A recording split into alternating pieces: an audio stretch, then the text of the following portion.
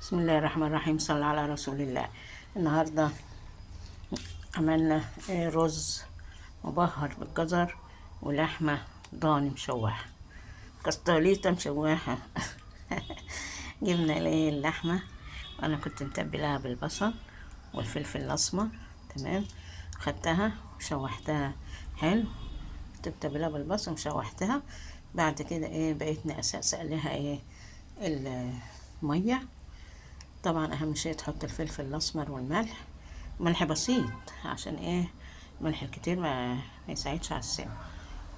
ولحد ما استوت فضلت اسقسق لها ميه كده لحد ما استوت قرب 3/4 سوا. حطيت لها تاني بصل، جبت بصلتين 3 كده وقطعتهم جوليان. تمام.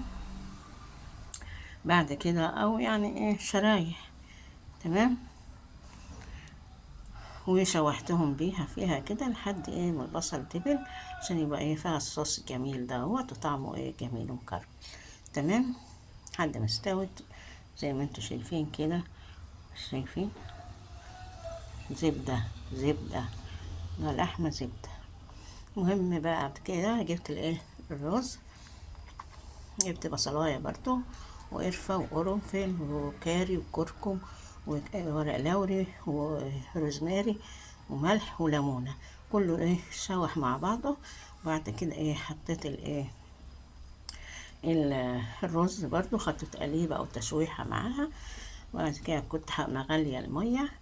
انا عاملة 3 كوبايات رز، حطيت عليهم 3 كوبايات رز ده بلدي، حطيت عليهم 3 كوبايات 3 قصاد 3 كوباية ونص كمان، يعني 4 ونص. تمام. خليتهم يغلوا مع الجزراية مبشورة. تمام.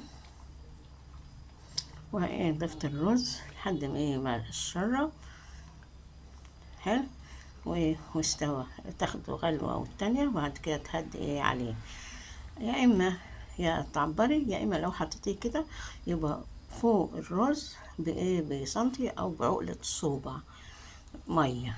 تمام. لحد ما يستوي. تاكليه بالهنا والشفا. تاكليه بقى تاخد الصوص بتاعه اللي هو اللحمة ده وتسقسقيه كده على الرز، يبقى طعمه جميل.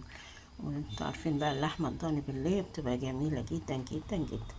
عايزة بقى تحط جنبها طماطم شرايح او مخلل، الكلام ده اهو. يلا شوفوا وشكم بخير، مع ألف ألف سلامة. متنسوناش بقى بالدعم واللايك يا جماعة، بالله عليكم بالله عليكم.